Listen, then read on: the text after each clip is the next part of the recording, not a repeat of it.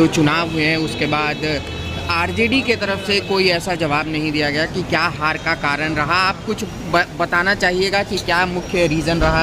देखिए, हार का कारण मुझे नहीं लगता कि आपको नहीं पता होगा। हार का कारण पूरे बिहार को पता है और ये चुनावी चीज़ है। मुझे लगता है कि मैं ऐसे कलाकार ही सही हूँ और हम लोगों के लिए पॉलिटिक्स सही है नहीं। रीज़न ये कि यहाँ सच बोलने पे प्रॉब्लम है। यहाँ जो सच बोलेगा वो कभी जीवन में, मुझे नहीं लगता कि पॉलिटिक्स में वो बहुत आगे तक जाएगा। यहाँ सिर्फ झूठे वादे करना आपको अगर आता है तो आप पॉलिटिक्स में आओ। आपको दुनिया को सिर्फ बेवकूफ़ बनाना है तो आप आओ। हम लोगों ने सिर्फ ईमानदारी से अपने जीवन को लेकर चला है और हमेशा से हमने एक जिम्मेदार और ईमानदार दोनों चीज़ें हमारे अंदर थी, शायद तभी हम यहाँ तक पहुँचे। और हार का कारण देखिए, बिहार की जनता को बदलाव ही नहीं चाहिए, बिहार की जनता को बेहतर कुछ नहीं चाहिए, तो उसके लिए जिम्मेदार कोई नेता नहीं हो सकता, वो आरजेडी नहीं हो सकता। बल्कि मुझे लगता है कि वो जिम्मेदारी कहीं ना कहीं पब्लिक को उठानी पड़ेगी कि अगर उसको बेहतर बिहार चाहिए, उनको बेहतर बिहार अगर दिख रहा है तो सही है। बेहतर बिहार, मुझे लगता है कि मैं बेहतर हूँ और मैं बेहतर अपने जीवन में अपने बच्चों के लिए कर रहा हूँ। अगर बिहार के लोगों को भी अपने बच्चों के बेहतर के लिए करना है तो उनको बेहतर विकल्प के साथ ही जाना पड़ेगा। अगर वो नहीं जाना चाहते हैं, उनको लगता है कि हमारे लिए यही सरकार बेहतर है, तो भाई उनका अपना चुनाव है, उनकी अपनी सोच है। उसके लिए ना हम दोषी हैं और ना कोई सरकार दोषी है। तो बिहार के लोगों को सोचना पड़ेगा जो उनके जीवन में उनके बच्चों के भविष्य के लिए कौन बेहतर सोचेगा। लैंड जाओ मामले में लालू प्रसाद यादव के परिवार को आरोपित तय किया है। तेज प्रताप ने कहा है कि हम लड़ेंगे। बिल्कुल लड़ना चाहिए। मुझे लगता है ना कि जिस उम्र से वो गुजर रहे हैं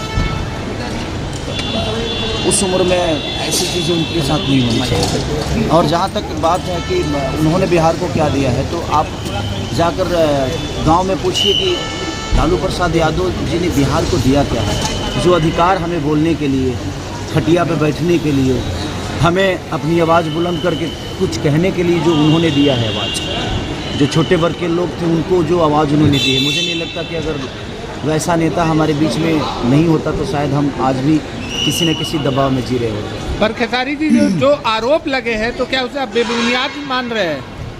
सच पूछिए ना तो आरजेडी के कई लीडर आरोप लगाना ना, अगर आपके पास पावर है ना भैया, तो आप कभी भी किसी पे आरोप लगा सकते हैं।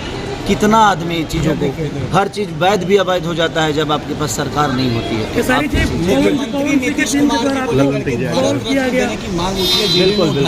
बिल्कुल मिलना चाहिए भाई। उनकी पार्टी ने उठाया है, पब्लिक ने नहीं उठाया, तो उनकी अपनी पार्टी है, वो तो उठाएंगे ही कि उनको ये सम्मान मिले, वो सम्मान। और भगवान करे, मैं भी चाहता हूँ कि भाई हमारे अपने जो हैं नीतीश चाचा हम सबके गार्जियन हैं, हमें गर्व की बात होगी कि अगर उनको भारत रत्न मिलता है तो, और अच्छी बात है। दिनेश लाल यादव निरहुआ ने कहा कि खेसारी लाल यादव बीजेपी के लायक है ही नहीं। उसकी मानसिकता को इसी पर सोच लीजिए कि वो कहता है कि कोई अपराधी है तो उसका भी तो परिवार है,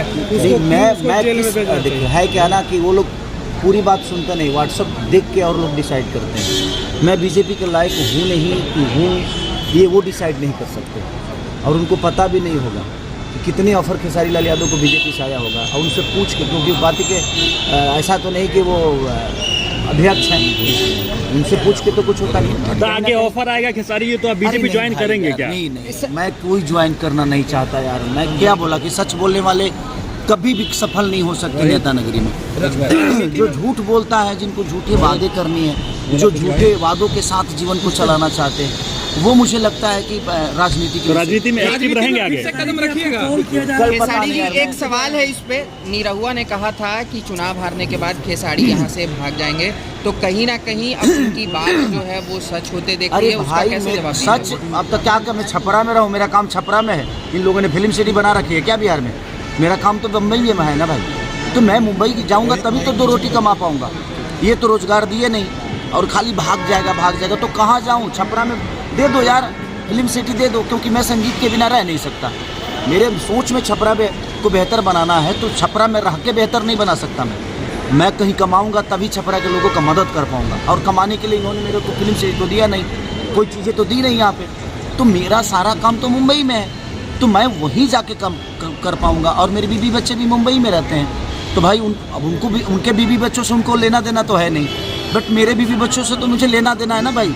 मेरा फैमिली है और मैं फैमिली को बहुत प्यार करता हूँ, तो मुझे मुंबई तो जाना पड़ेगा क्योंकि मेरे पास फैमिली है। और जिसके पास फैमिली है तो फैमिली के पास जाएगा ना वो। एक आखिरी सवाल 20 बीघा जमीन आपने दान देने की बात कही थी, लेकिन पवन सिंह जो है अब भाई ये उनका दूसरी जीने बार का अब किस- तरीका है। अब देखिए वो महिलाओं का सम्मान करते हैं, आप बताओ करते हैं वो? नहीं करते ना, उसके बावजूद भी बीजेपी उनको सिक्योरिटी देकर बैठा है ना, तो ये उनका विषय है भाई, वो उनकी ज़िंदगी है, उनकी पार्टी है, उसमें मेरा कोई लेना देना नहीं है। वो भाई अपने हिसाब से जीते हैं, उनका अपना जीने का तरीका है, मैं अपने हिसाब से जीता हूँ, मुझे पता है कि कौन क्या है, तो उसके लिए धन्यवाद। खेसारी जी 20 बीघा जमीन आपने दिया लेकिन इसका जवाब नहीं दिया गया है। आपने 20 बीघा जमीन दान किया है लेकिन इसका जवाब कोई नहीं दे पाए बीजेपी के भोजपुरी कलाकारों कोई में से। नहीं दे पाएगा, क्योंकि किसी की कोई देना चाहता भी नहीं है, क्योंकि ये हिम्मत किसी के पास नहीं।